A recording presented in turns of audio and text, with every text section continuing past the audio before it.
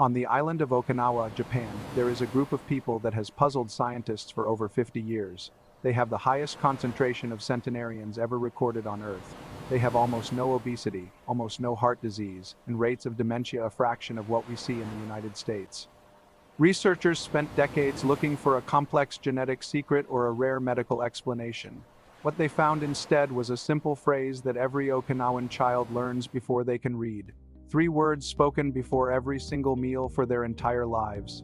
Those 3 words may be the most powerful dietary instruction ever discovered. The phrase is Hara hachi.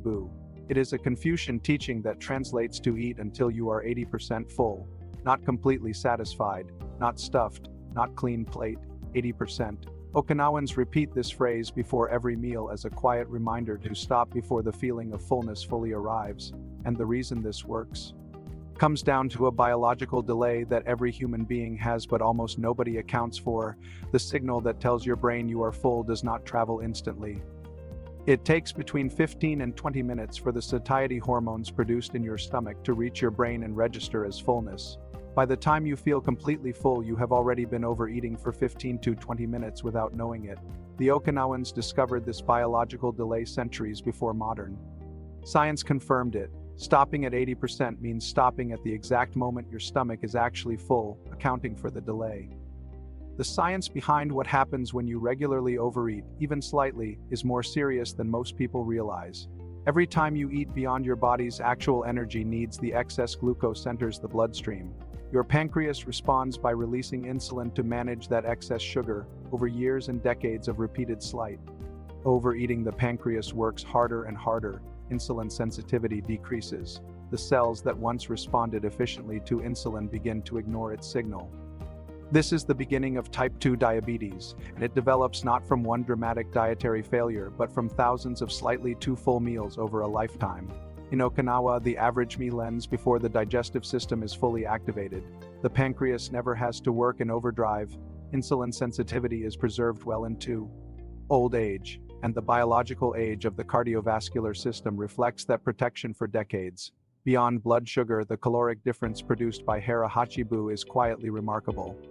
Researchers calculated that Okinawans consume an average of 1,100 fewer calories per day than Americans of the same body size, not through dieting, not through restriction, not through willpower, simply by stopping at 80% every single meal, every single day, 1,100 calories fewer per day, over the course of a year. That difference is enormous. Over the course of a decade, it is the difference between a body carrying excess inflammatory fat and a body running clean and efficiently. The Okinawans are not hungry. They are not deprived. They eat rich, satisfying meals of fish, vegetables, tofu, and sweet potato. They simply stop a few bites earlier than the rest of the world. And those few bites, repeated across a lifetime, account for a significant portion of their extraordinary longevity. There is a second biological benefit of Hara hachi that goes beyond calories and blood sugar. It activates a cellular process called autophagy. Autophagy is the body's internal cleaning and recycling system. When the body is not overwhelmed with digesting a large meal, it directs energy toward repairing damaged cells. It breaks down and recycles cellular components that have become dysfunctional.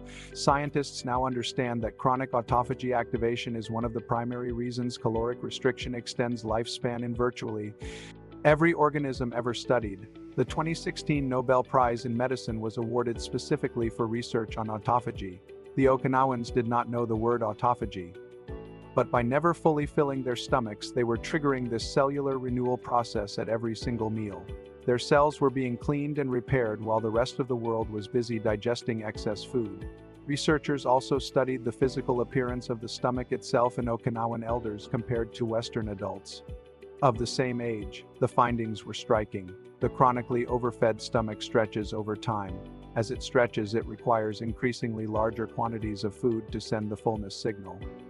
This creates a feedback loop where more and more food is needed to feel satisfied. The Okinawan stomach, never repeatedly stretched beyond 80% capacity, maintains its original sensitivity. A smaller amount of food produces the same satisfaction response that large meals struggle to create in overstretched Western stomachs. Hara hachi does not just change what you eat. Over time, it fundamentally retrains the sensitivity of the digestive system itself. The body becomes more efficient, more responsive, and more satisfied on less food than before. In Sardinia, Italy, the same principle exists under a different cultural tradition. Sardinian elders describe leaving the table feeling light rather than full as a point of personal pride. They eat slowly, they talk between bites, and they consider rushing a meal to be deeply disrespectful to the food and to the body. The slow pace of eating is not accidental. It is a built-in mechanism that allows the 15 to 20 minute satiety delay to catch up with the meal. By the time the Sardinian elder finishes a leisurely dinner, the brain has already received the fullness signal from the early portions of the meal. Eating slowly and eating to 80% are two sides of the same biological coin. In the blue zones, these behaviors were never called dieting or health practices. They were simply called eating properly. And properly, in every culture where people live past 100, always meant stopping before the feeling of fullness arrived.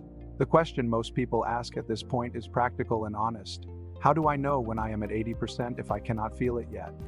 The answer is in the signals your body sends before fullness, not after. The first signal is a natural slowdown in the pace of eating. When the stomach reaches about 70 to 80% capacity, the urgency of hunger disappears. You begin eating more slowly without deciding to. The food becomes slightly less compelling than it was at the first bite. That shift in momentum is the 80% signal. The second signal is a gentle change in breathing. A very slight deepening of the breath as the digestive system activates is a reliable indicator that the body has received enough fuel. The third and most reliable signal is simple satisfaction without heaviness. You could eat more, but you do not feel driven to. That is exactly 80%. That is the moment the Okinawans have been stopping for centuries. Putting Hara hachi into practice requires no special food, no new routine, and no deprivation. It requires only 3 small adjustments to how you already eat. First, eat without screens. Watching television or scrolling a phone during a meal disconnects you from the internal signals your body is sending.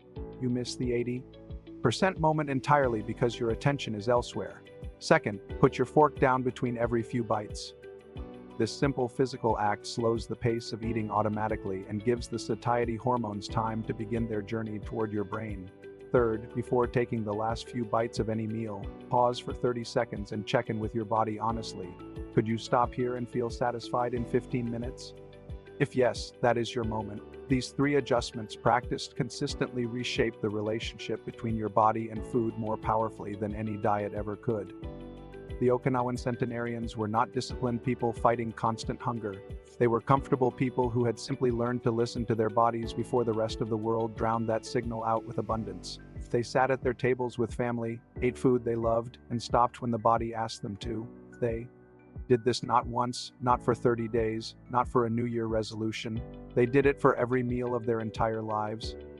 And their bodies, never burdened by the constant work of processing excess, directed their energy toward repair, toward renewal, and toward the kind of cellular health that keeps a person walking, thinking, and laughing at 100 years old.